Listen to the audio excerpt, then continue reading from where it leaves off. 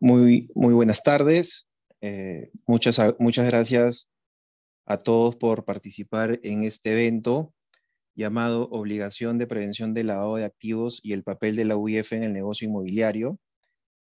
El por qué elegimos este tema, primero es debido a que el negocio inmobiliario es un negocio con alto potencial para efectuar operaciones de lavado de activos y financiamiento del terrorismo.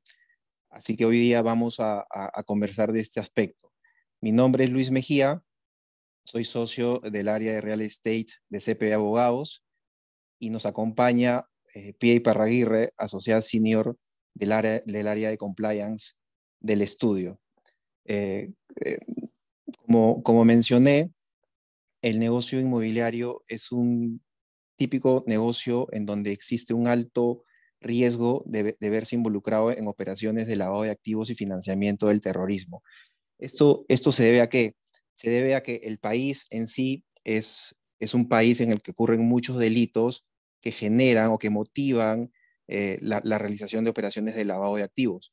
Por ejemplo, tenemos narcotráfico. El Perú es uno de los principales países de producción de coca, y el narcotráfico es sin duda el principal generador el principal generador de dinero ilícito. Después tenemos también eh, corrupción pública, y sin duda basta con ver las noticias para poder ver el grado de corrupción que existe en todo nivel local, nivel nivel regional y las autoridades del gobierno central. Luego de ello también tenemos otros delitos, como por ejemplo minería ilegal, tala ilegal, sicariato, contrabando, ¿no? Todos aquellos delitos sin duda son muy generadores de abundantes recursos que luego tratan de entrar a la legalidad, entre comillas, a través del mercado inmobiliario. En la siguiente diapositiva vamos a apreciar, acá está primero la definición de lo que es un lavado de activos. El lavado de activos es sencillamente darle apariencia de legalidad a dinero obtenido de manera ilícita, eh, metiéndolo en el mercado peruano, ¿no? Para poder realizar actividades u operaciones económicas. Y el financiamiento del terrorismo es dar dinero, recaudar dinero para realizar actividades terroristas. Esos son los dos conceptos grandes involucrados en este sistema de prevención del lavado de activos y financiamiento del terrorismo. Ahora, si bien es cierto, el negocio inmobiliario tiene por finalidad que el desarrollador inmobiliario conozca a quién le está vendiendo su producto, es decir, a quién le está vendiendo un departamento, una oficina o un lote de terreno. Lo cierto es que en distintas etapas del proyecto existen ciertas precauciones que deben de tomarse en relación al lavado de activos y al financiamiento del terrorismo. El primer aspecto es en la compra del terreno, ¿no? El terreno lo adquiere el desarrollador inmobiliario justamente para construir un edificio de departamentos u oficinas, y el principal punto en este aspecto es saber a quién se le está comprando el terreno donde se va a desarrollar el proyecto. Algunos tips: hacer un due diligence reforzado cuando se le compra a una empresa offshore. No está mal el uso de empresas offshore, está legalmente permitido, pero las empresas offshore están fuera de la regulación peruana, o al menos están fuera del alcance de la ley peruana, y siempre es mucho más complicado tener acceso a información a esas compañías. Así que hay que poner especial énfasis cuando se compren terrenos a empresas domiciliadas en el extranjero. Luego, también si se adquiere terrenos o inmuebles de funcionarios públicos, algún congresista, algún alcalde, algún juez o algún fiscal, también hay que hacer un due diligence reforzado, o algunos parientes de estas personas, para poder estar prevenido de posibles riesgos de lavado de activos o financiamiento del terrorismo. En la segunda etapa en la obtención del financiamiento, acá podría haber financiamiento para el terreno, financiamiento del proyecto. No nos estamos refiriendo al financiamiento que dan los bancos, sino nos estamos refiriendo al financiamiento que el desarrollador obtiene para desarrollar el proyecto de sus propios accionistas, de Friends and Family o de fondos de inversión, o en general de cualquier persona natural o cualquier persona jurídica que aporta dinero para poder desarrollar el proyecto. Hemos tenido casos de desarrolladores inmobiliarios que captan dinero hasta 18 o 20 personas, entonces hay que tener cuidado en esas 18 o 20 personas, conocerlos para saber quiénes son, de dónde podrían provenir sus dineros para poder estar prevenidos o estar prevenidos en el tema del lavado de activos y financiamiento del terrorismo. Y el tercero sí es la venta del producto final, ¿no? Al consumidor, ¿no? La venta del departamento o del lote al consumidor final. Saber también a quién le estamos vendiendo, especial énfasis si se le está vendiendo el departamento o la oficina a un no domiciliado en el Perú, a un extranjero, por ejemplo, ¿no? Que no reside en el Perú, eso no es estándar. A una persona jurídica tampoco es estándar que una persona jurídica compre un departamento, o tal vez oficina sí, pero no departamentos, ¿no? Los departamentos suelen ser comprados por las personas naturales para poder vivir ahí por distintos motivos, entre ellas la eficiencia tributaria en el alquiler de un departamento por parte de una persona natural, o hasta de una oficina también es bien estándar que sea adquirido por personas naturales. Si lo compra también, por ejemplo, algún funcionario público, algún pariente del funcionario público, o esas negociaciones que se llevan con la persona A, pero que finalmente termina firmando la persona B, que también es bien usual. También hay que tener cuidado sobre el por qué aparece la persona B negociando, si finalmente va a firmar el contrato la persona A. Todos esos son aspectos que hay que medir en las distintas etapas de los proyectos inmobiliarios. Hay empresas que tienen una sola empresa para desarrollar distintos proyectos. Hay empresas y entonces esas empresas deberían tener solamente un oficial de cumplimiento. Hay empresas que desarrollan estos proyectos a través de varias empresas, una empresa por cada terreno. Entonces, cada empresa debería tener su propio oficial de cumplimiento, con un oficial de cumplimiento corporativo sobre la matriz, por ejemplo. En fin, hay distintas formas de estructurar, pero todas deberían cumplir con el oficial, con nombrar el oficial de cumplimiento y con implementar su sistema de prevención del lavado de activos y financiamiento del terrorismo. En la siguiente diapositiva vamos a apreciar el por qué es importante implementar este sistema de prevención del lavado de activos y financiamiento del terrorismo. Vamos a mencionar básicamente los aspectos contractuales que existen, ¿no? Ya Pía comentará los aspectos vinculados a la normativa legal, pero en el aspecto contractual, en el aspecto del negocio, es bien usual que las empresas que desarrollan estos proyectos se asocien con terceros vía asociación en participación, ya sea con fondos de inversión, con personas naturales o personas jurídicas, o incorporen al accionariado a algún socio estratégico, ¿no? Por ejemplo, un experto desarrollador inmobiliario o que administre el proyecto bien. O por otro lado, también tenemos a los bancos que financian estos proyectos. Estos terceros que se asocian para el desarrollo del proyecto suelen tener cláusulas como la que vemos en el segundo párrafo de esa diapositiva, ¿no? Que ante un incumplimiento en las normas de prevención del lavado de activos y financiamiento del terrorismo puede gatillar ciertos derechos.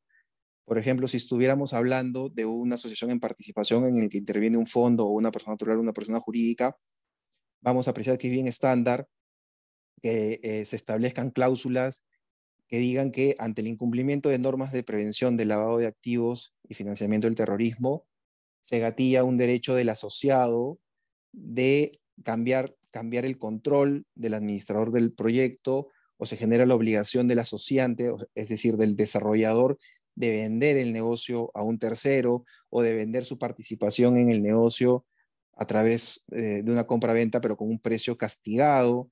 En fin, pueden haber distintas soluciones para algo así.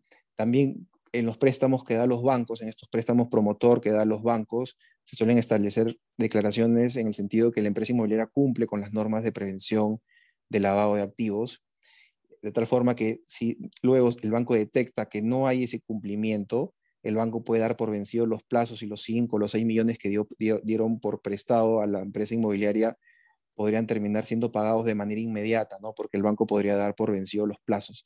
En un convenio de accionistas, por ejemplo, en donde hay un socio estratégico y un socio inversionista, el inversionista va a tratar también de, de establecer cláusulas de este tipo, ¿no? Que ante incumplimiento de normas del sistema, del SPLAF, eh, pueda salirse del negocio a través de una venta o a través de una compra con un precio reducido por parte del accionista que ha incumplido las normas de prevención del lavado de activos, ¿no? Y estas normas no solo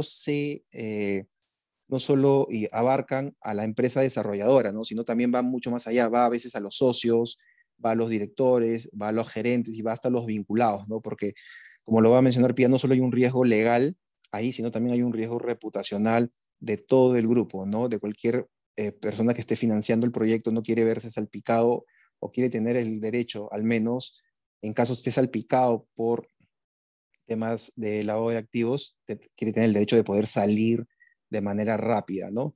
Así que estos son los riesgos contractuales que podrían darse. Pía va a comentar los distintos riesgos que podrían darse y dejo a Pía para que continúe con la exposición. Gracias, Luis. La siguiente diapositiva, por favor. Gracias. Como les comentaba Luis, en realidad en toda empresa existe una serie de riesgos. Cuando nosotros vamos a poner una empresa y queremos realizar una operación, que lo hacemos además tratando de seguir todas las disposiciones normativas, siempre va a existir un riesgo legal, porque además las normas van cambiando. El riesgo legal tiene que ver con el cumplimiento justamente de estas normas, pero también tenemos riesgos operativos que tienen que ver con la propia gestión o procesos que pueden presentarse dentro de la empresa y que también tiene un factor en el tema humano de los trabajadores o las personas vinculadas. El riesgo reputacional es un riesgo que hoy por hoy tomamos con bastante fuerza, porque la verdad es que el impacto que puede tener el que la empresa se vea involucrada en alguna investigación, o que se vea involucrada con personas que están investigadas, también resulta bastante fuerte en una época donde la información es bastante volátil y se difunde de manera muy veloz. Y el riesgo de contagio, que tiene que ver no solamente con tu propia empresa, sino las empresas o el grupo económico con el que estás vinculado, o incluso la actuación de uno de tus trabajadores o uno de tus colaboradores que se pueden ver involucrados en ese caso y que también pueden terminar impactándote. La siguiente, por favor. Pero dentro de todo, además, el riesgo que habíamos visto o que estamos viendo en el sector. La siguiente, por favor. Tenemos que centrarnos un poco en qué pasa en el sector inmobiliario y por qué además es que son denominados sujetos obligados. En el 2004 es que se incorpora a las empresas inmobiliarias, así como las de construcción, dentro de todo lo que tiene que ver con la obligación de contar con un sistema de prevención. ¿Por qué? Porque se habían visto diversos riesgos y esto motiva que en el 2016 la SBS haga una nueva evaluación de estos sujetos obligados y señala que existen diversas causas por las cuales van a ser propensos a sufrir dentro de su negocio a esta exposición a una posible comisión del delito. No significa que ellos como empresa vayan a desarrollar estas actividades, sino que debido a estos factores externos puede suceder que sean utilizados como vehículo para la comisión del delito. Es así que a la fecha, el 52% de los sujetos obligados dentro del SPLAF son desarrolladores o personas vinculadas al negocio inmobiliario. La siguiente, por favor. Entonces, ¿qué tenemos? Que estos van a ser necesariamente sujetos de este sistema de prevención del lavado de activos y del financiamiento del terrorismo denominado SPLAF. La siguiente, por favor. Como ya les había comentado, Luis, estos se tratan de dos delitos que son de bastante ocurrencia o ocurrencia muy alta dentro de nuestro país.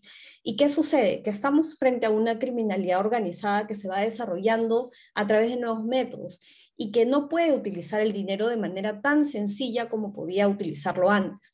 A grandes ganancias que se producen dentro de estas criminalidades organizadas, no se pueden ir utilizando de manera limpia en el mercado. Por lo tanto, lo que ellos buscan, tanto en el lavado de activos como en el financiamiento, es introducir de alguna manera al camino lícito estas ganancias, ¿no? Y esto lo pueden desarrollar a través de diversos modos, colocando el dinero, y una de las formas que se ha visto que es bastante utilizada es a través de la adquisición de inmuebles, lo que ha motivado también que la UIF se centre en las inmobiliarias. La siguiente, por favor. Entonces, UIF ha considerado que el sector inmobiliario lo va a considerar como sujeto obligado, pero además va a definirlo de esta manera. Quienes desarrollan el negocio inmobiliario son todos aquellos que se dedican a la actividad de compra-venta de bienes inmuebles. Esto está restringido a las operaciones de compra-venta, tanto de lotes de terreno o unidades inmobiliarias que están destinadas a las viviendas unifamiliares, multifamiliares, a las oficinas, inmuebles de uso comercial, de uso público y estacionamientos, o sea, incluso el tema de estacionamientos. Y como les había comentado también Luis, esto va a abarcar todo el negocio del sector inmobiliario, desde el desarrollo mismo hasta la promoción, la atención de consultas y finaliza con la entrega del inmueble. Y esto es importante porque van a haber diversos riesgos que se pueden presentar dentro de todos estos puntos de la negociación o dentro del desarrollo del negocio inmobiliario. La siguiente, por favor. Pero entonces nuestra pregunta, la primera es, ¿qué significa un SPLAF? ¿Qué significa? Bueno, el SPLAF es este sistema integrado de políticas y procedimientos que debe aplicar el sujeto obligado en consideración a esos factores de riesgo del lavado de activos, del financiamiento del terrorismo, así como los controles, estos procedimientos y controles que van a estar destinados justamente a identificar y reportar oportunamente cualquier operación que pueda ser vista como sospechosa. Pero la finalidad de este sistema es evitar que la empresa sea utilizada. Como les decimos, no significa que el negocio inmobiliario de por sí esté dirigido a realizar estas actividades, pero sí es proteger que otras empresas que buscan, otras personas naturales que buscan relacionarse con nosotros, no la estén utilizando para llevar a cabo el delito de lavado de activos. La siguiente, por favor. Pero entonces, si tengo riesgos, ¿cómo es que voy a funcionar a pesar de estos riesgos? Bueno, para esto nos podemos guiar un poco respecto de la norma ISO 31000 que habla justamente sobre la gestión de riesgos. La finalidad de identificar un riesgo no es solamente temer frente a la actuación de ellos, sino es justamente gestionarlos, de forma tal que asegure que mi empresa va a mantener su negocio en el tiempo, que va a funcionar, que no se va a ver amenazada por la posible investigación o una posible sanción administrativa que implique que yo tenga que detener mi negocio. Contar con este sistema es la mejor forma de prevenir que yo me vea expuesto luego a cualquier consecuencia, ya sea administrativa o incluso penal.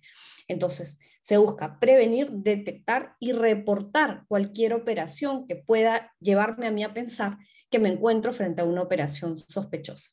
La siguiente, por favor. Pero entonces, ¿por qué es importante contar con este sistema de prevención? La siguiente, por favor. Los sistemas de prevención finalmente a lo que me ayudan es justamente a, como les decía, ver que la organización esté funcionando de manera correcta. La siguiente diapositiva, por favor, Ana C. Ya, como les decía, la idea es que yo esté tranquilo de que mi organización está funcionando de manera correcta, de manera legal y de manera segura, no solamente para mí como por ejemplo gerente o accionista, sino para toda la empresa en general y también como propio trabajador de la empresa, asegurarme que todos están siguiendo un sistema que puede ayudar a prevenir estos riesgos. El sistema lo que nos va a ayudar es justamente a identificar estos que pueden ser los red flags o los puntos de dolor que yo puedo identificar dentro del negocio y prevenir responsabilidades de todo tipo. Evitar cualquier disputa penal, tanto para la empresa como para sus gerentes e incluso los trabajadores, e incrementar incluso la productividad de la empresa. Muchas veces vemos esto como un costo, sin embargo, justamente de una encuesta que se hizo a varias empresas en el 2020 se identificó que la implementación del compliance y el risk management permitió ahorrar hasta 1.43 millones a la empresa a través de la identificación de estos riesgos. Y que incluso las auditorías, que son parte también del sistema de prevención, permitieron ahorrar hasta 2.86 millones de dólares en promedio a las empresas. La siguiente diapositiva, por favor. Pero entonces no solamente tenemos que esto nos va a permitir de alguna manera ahorrar, sino que también dentro de las razones para implementar están las posibles consecuencias que podemos sufrir. Y de hecho esto nos ayuda al ejemplo internacional de varias empresas que se han visto perjudicadas. Entonces tenemos el primer caso, por ejemplo, de no cumplimiento que se dio en Alemania con la empresa Siemens, que sufrió una multa de hasta 800 millones en el 2008, hasta casos más cercanos como puede ser el de Odebrecht en Brasil, pero que también jaló consecuencias y que perjudicó a las empresas que también se estaban desarrollando en nuestro país.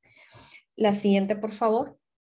Pero entonces, ¿cuáles son los elementos con los que debe contar un SPLAF de manera mínima? ¿Y cuáles son los elementos y esas obligaciones? El primer elemento y el de mayor importancia va a ser nombrar un oficial de cumplimiento. El oficial de cumplimiento es importante porque es el que se va a encargar de gestionar estos riesgos, pero también de asegurarse que este sistema no solo está implementado, sino que se cumpla. El oficial de cumplimiento además no puede ser cualquier persona. Tiene algunos requisitos que van a ser evaluados por la propia UIF.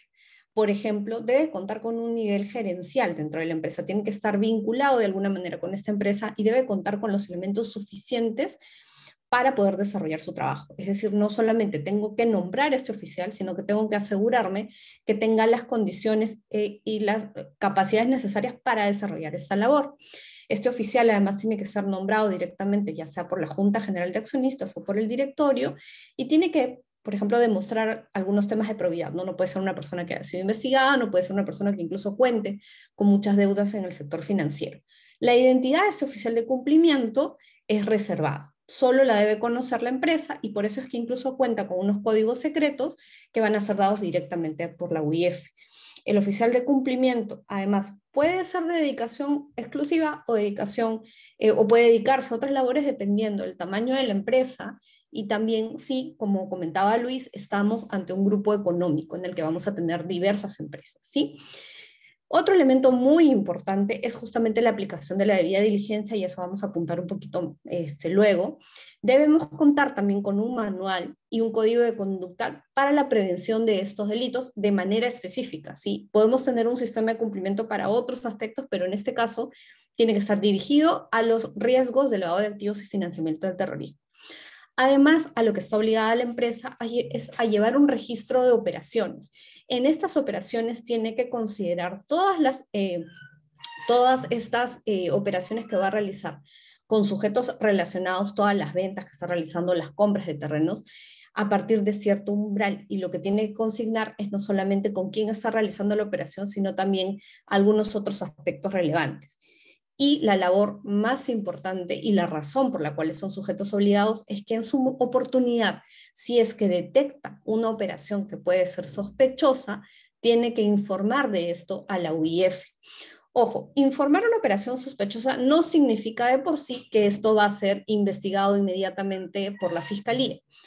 Y es también importante señalar que estas operaciones sospechosas o esta comunicación también se hace de manera reservada. Entonces, la empresa con la que nos estamos vinculando, la persona natural con la que nos vinculamos, no va a tener conocimiento de que yo puedo estar reportando esta operación como sospechosa. La siguiente, por favor. Justamente para ver un poco esto, por ejemplo, tenemos que a septiembre del 2021 ya habían 10.983 reportes de operaciones sospechosas enviadas a la UIF, es decir, los sujetos obligados hasta la fecha habían señalado que ya había todas esas operaciones sospechosas dentro de su actividad. Y si vemos el otro gráfico, una de las empresas o una de los sujetos obligados que más reportan en este caso también son las constructoras e inmobiliarias. El primer punto está también en los bancos, que son también sujetos obligados. Hay que considerar algo muy importante. Ustedes como desarrolladores inmobiliarios o como parte de este negocio inmobiliario también forman parte de una cadena. Entonces, si yo, por ejemplo, voy a comprar un inmueble, me voy a ver sujeto por como mínimo a 3 controles. El control que me hace el banco cuando va a evaluar el financiamiento, el control que hace el propio notario cuando yo voy a celebrar, por ejemplo, la minuta de compraventa, o voy a elevar la escritura pública, y el control que voy a sostener por parte del inmobiliario. Entonces, ¿qué pasa si es que el banco y el notario identificaron una operación como sospechosa, pero yo no la estoy detectando como sospechosa? ¿Podría haber ahí un incumplimiento de mi parte? ¿Podría ser parte de investigación por parte de la UIF? Quizás. Entonces, por eso es muy importante que yo detecte oportunamente cuándo es que se está presentando esta operación sospechosa. La siguiente, por favor. Pero como les decía, no necesariamente que yo reporte algo como sospechoso significa que esto se va a investigar.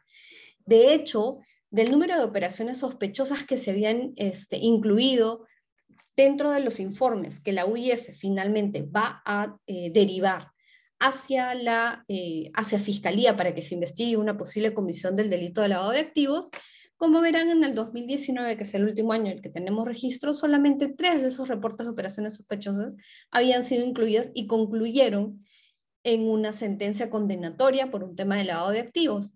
Pero sí es importante saber que en este caso también un 3% de esos reportes que concluyen en una operación, en una sentencia, provienen de la actividad inmobiliaria.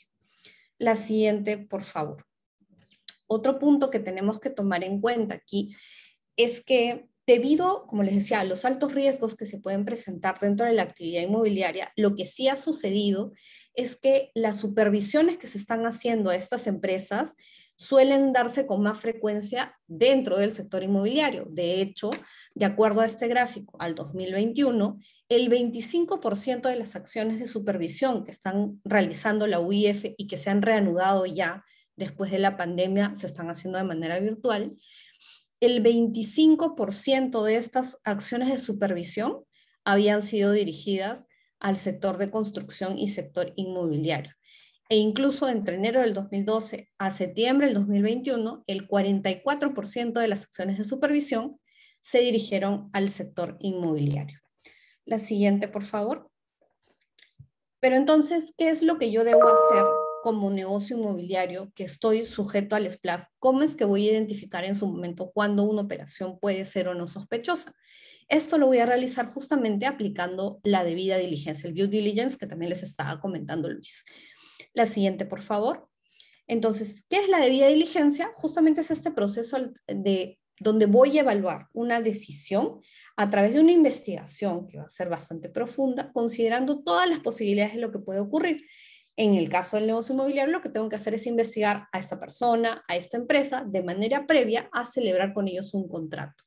¿Por qué lo hacemos? Para conocer los riesgos a los que nos podemos enfrentar, conocer a la contraparte y ver si esta contraparte puede representar alguno de estos riesgos y con ello nos puede exponer también a nosotros.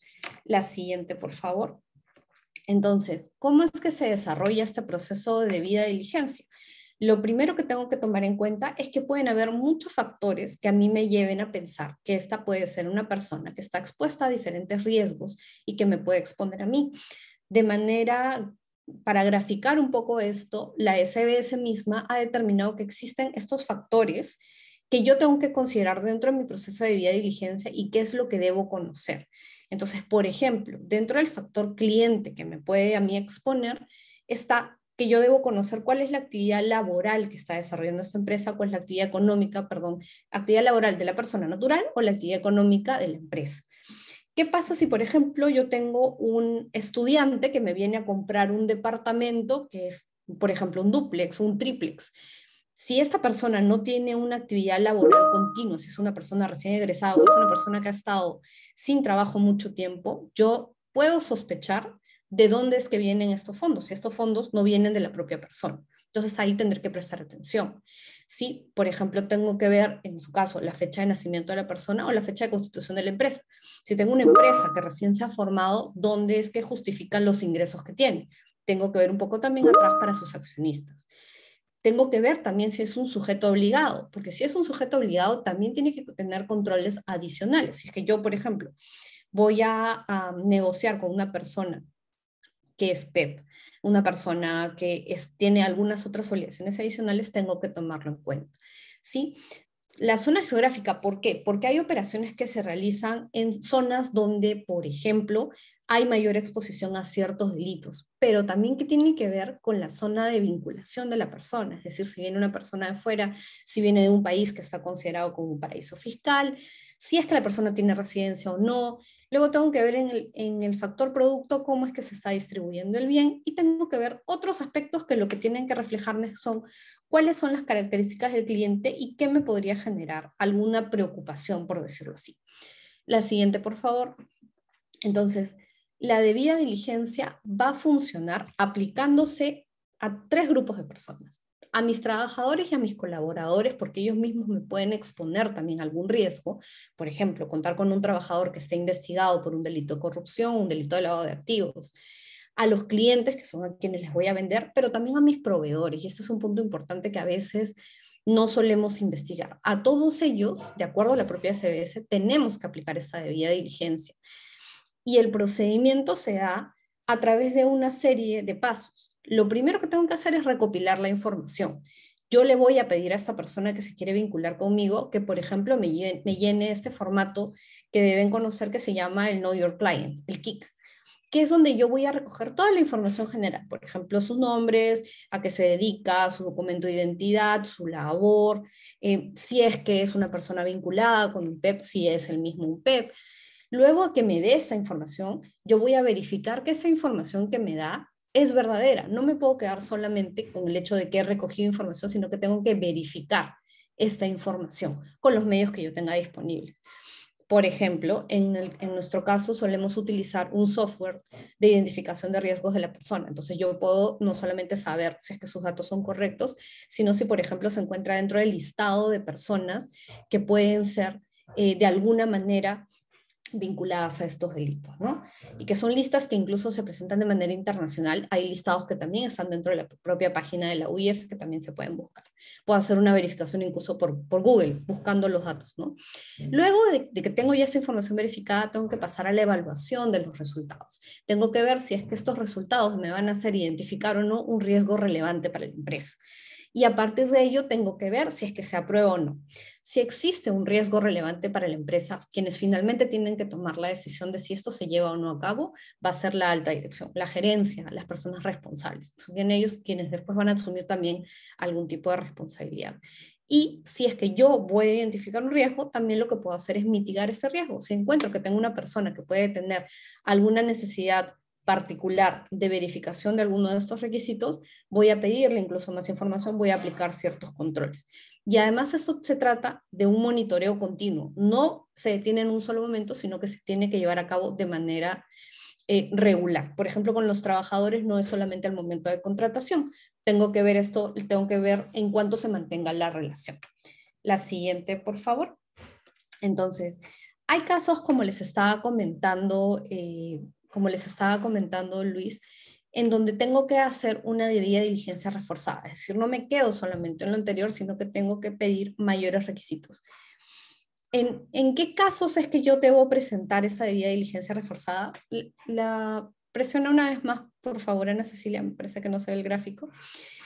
En donde tengo que pasar, uno más, por favor, en los que tengo que identificar en todas estas personas los no residentes, las personas que no residen en el país, o las personas jurídicas no domiciliadas, los fideicomisos, las personas expuestas políticamente. Estas personas expuestas políticamente son aquellos funcionarios con altos cargos dentro de las entidades públicas o de organizaciones internacionales que por su propia naturaleza, el propio puesto que desarrollan, están expuestos a riesgos de corrupción. Entonces, con estas personas yo tengo que tener un especial cuidado, como decía Luis, si se trata de un congresista, si se trata de un juez, si se trata de un fiscal, y no solamente ellos, sino también las personas que están vinculadas, sus familiares hasta el segundo grado de consanguinidad, por ejemplo, ¿no? También aquellas personas que están investigadas por lavado de activos y aquellos que están vinculados con alguna persona que puede estar vinculada también a una investigación. Sobre todos ellos es que yo debo hacer una diligencia reforzada. La siguiente, por favor.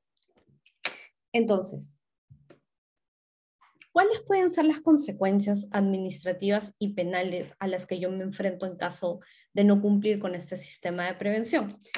La siguiente, por favor. Lo que tengo que considerar es que este régimen nacional de lucha contra el lavado de activos y el financiamiento del terrorismo no solamente se va a centrar en la prevención de estos riesgos. Lo que busca la UIF finalmente es detectarlos. Cuando estas operaciones se presenten y yo me voy a dar cuenta a través de este reporte de operaciones sospechosas que va a llegar de alguno de mis sujetos obligados, entonces lo que voy a buscar es que no solamente se sancione en el lado administrativo, sino que justamente llegue a una represión penal. El objetivo final de todo esto es sancionar a la criminalidad organizada y a la comisión de estos delitos. Entonces, desde el ámbito de prevención lo ve la UIF y a partir de ellos también pueden haber algunas acciones, porque la información la reciben, como les digo, de los sujetos obligados, de estos órganos supervisores, y también de otras entidades financieras internacionales, porque hay convenios de participación entre ellos. Pero lo que van a hacer es emitir estos informes financieros o alguna comunicación a la Fiscalía una vez que detectan que existió una operación sospechosa, para que el Ministerio Público, junto con la policía, pueda llevar a cabo una investigación que termine en una sentencia condenatoria por estos delitos. Un tema sobre el que no vamos a ampliar mucho, pero que también sería importante saber, es que también existe una figura denominada extinción de dominio, a la que podría también afectar a las empresas, porque sucede que si, por ejemplo, yo detecto un bien que está siendo utilizado para una actividad ilícita, también puedo pedir que ese bien se retire de la persona que está figurando como propietario y se pase al propio Estado. Esa es una manera también de luchar, digamos, contra la criminalidad organizada. La siguiente, por favor. Pero entonces, dentro de las sanciones administrativas que tenemos que aplica directamente la UIF, se trata de 3 tipos de infracciones que tienen que ver con la omisión de alguno de estos pasos del sistema de prevención. Entonces, por ejemplo, si es que yo no respondo a una comunicación de la UIF, puedo estar expuesto a una infracción leve, que puede ser una amonestación o una multa no menor a 0.50 UITs. Pero en los casos más graves, como por ejemplo no contar con un oficial de cumplimiento o no remitir el informe anual que tiene que enviar el oficial de cumplimiento o no cumplir con unas auditorías, entonces me expongo a multas de hasta 440.000 soles. Pero no solo ello, sino que una parte del impacto reputacional está en la publicidad de las sanciones que tiene la UIF. En esos casos, UIF lo que va a hacer es que en su portal va a publicar cuáles han sido las empresas sancionadas durante 2 años. O sea, sin importar cuál ha sido la sanción, durante 2 años va a figurar. Entonces yo, por ejemplo, si estoy haciendo due diligence, me voy a fijar en esta lista y voy a saber si esta persona ha sido o no sancionada. Lo que va a hacer que mi empresa, en este caso, también sea vista, digamos, como un riesgo por parte de otra, ¿no? Si yo quiero adquirir un terreno y la persona que me va a vender el terreno se fija que yo he sido sancionado, podría identificarlo también como un riesgo y podría dar lugar a que incluso se dé un reporte de operación sospechosa. La siguiente, por favor. Pero también el temor viene a partir de la responsabilidad penal. De hecho, lo más grave que puede suceder es que yo me vea involucrado en una investigación penal. Y además, algo que hay que tomar en cuenta es que a partir del 2017 en nuestro país ya no solamente se sanciona a las personas naturales o al gerente como representante de una empresa, sino que la persona jurídica en sí misma puede ser expuesto a una investigación en el ámbito penal y puede sufrir sanciones propias del ámbito penal. Ojo que se dice que esta responsabilidad es administrativa, pero realmente se investiga a través de un proceso penal. Los únicos requisitos que se tienen para investigar a esta persona jurídica en delitos como por ejemplo el lavado de activos es que el delito haya sido cometido por una persona relacionada a la empresa, puede ser un representante legal, un órgano de dirección o quienes actúan bajo la supervisión, a consecuencia de un defecto en la organización. ¿Cómo se entiende el defecto en la organización? Justamente el hecho de que la empresa no haya puesto los controles suficientes para que este delito no se cometa. Y estos controles devienen justamente de un adecuado sistema de prevención, que es lo que están buscando, ¿no? Y se requiere que la empresa haya obtenido un beneficio o un provecho. Un punto importante quizás es que el Poder Ejecutivo ha presentado hace poco una modificación a esta ley que busca incluso ser más amplia y que busca que tanto la UIF comparta información también con otras entidades que están a cargo de verificar el cumplimiento de la normativa por parte de diversas personas jurídicas. La siguiente, por favor. Pero entonces estamos hablando de sanciones en estos casos para las empresas que pueden ir desde temas de multas que pueden aplicar hasta 11 millones de dólares en este caso, esto también se está buscando modificar para que sea incluso más alta la multa, hasta inhabilitaciones, que como les decía, o sea, el objetivo es que yo no detenga mi empresa por esas posibles sanciones, pero en el caso de a mí se me vea involucrada en una investigación, podría sufrir desde la suspensión de mis actividades hasta por el tiempo de 2 años, hasta lo más grave que puede ser la disolución propia de la persona jurídica. La siguiente, por favor. Y ya en lo que puede ser aplicado para las personas naturales, la siguiente, gracias. En las consecuencias penales, vamos a ver que no solamente va a haber responsabilidad de la persona jurídica, sino directamente a los directores de la empresa, a los gerentes de la empresa, e incluso responsabilidad de los trabajadores que pueden haber participado en el proceso de compra o venta del inmueble, del terreno. En el tema del lavado de activos tenemos que se refiere a los actos de transformación y que puede tener una pena de hasta 15 años y el financiamiento del terrorismo tiene de 20 a 25 años. Pero no son solamente las penas que se puede sufrir, sino el propio involucramiento en un proceso penal, el que puede ser bastante dañino para la empresa. Eh, Como les decíamos, la verdad es que el objetivo de este sistema es justamente prevenir todos estos riesgos para que no ocurran dentro de la empresa y poder seguir funcionando de manera normal y con el objetivo de desarrollar el core business de nuestra empresa. Eso, eso sería todo de nuestra parte. Les agradecemos la atención. Ahí tienen nuestros datos y quedamos atentos por si tuvieran quizás alguna pregunta.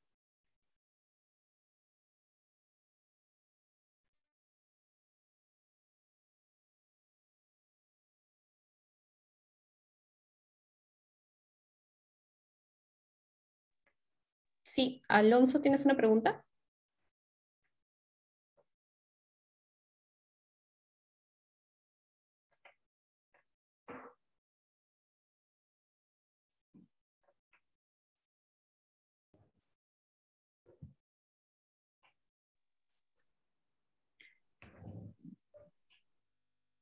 Sí, no he visto, Pía, que hayan hecho una pregunta. Si no hay preguntas, entonces creo que agradecemos a todos su participación, y esperamos poder contar con todos ustedes en un próximo evento de parte de CPB Abogados. Nuevamente agradecemos a todos y muchas gracias por haber contado con su participación. Hasta luego. Perdón, sí Dale. había una pregunta. Ah, ya, dale. Sí, no, perdón, no sé si les habíamos explicado dónde podían hacer las preguntas, pero había una. Em, Dice, para el tema del lavado de activos, teniendo en cuenta los temas expuestos, ¿se considera la evasión de los impuestos dentro del lavado de activos? Hay modalidades de lavado de activos que tienen que ver con el pago o no de impuestos, pero directamente, digamos, la evasión de impuestos no es una forma de limpiar el dinero, es una forma de evitar más bien que se haga un pago a la autoridad, ¿no? Entonces, sí tienes que tomar en cuenta, si tú tienes una persona que ha sido investigado por defraudación, puede representar un riesgo también para la empresa. Sí, y puede ser un riesgo que yo debería detectar dentro de la debida diligencia que voy a realizar. Creo que esa es la única pregunta que teníamos, Luis.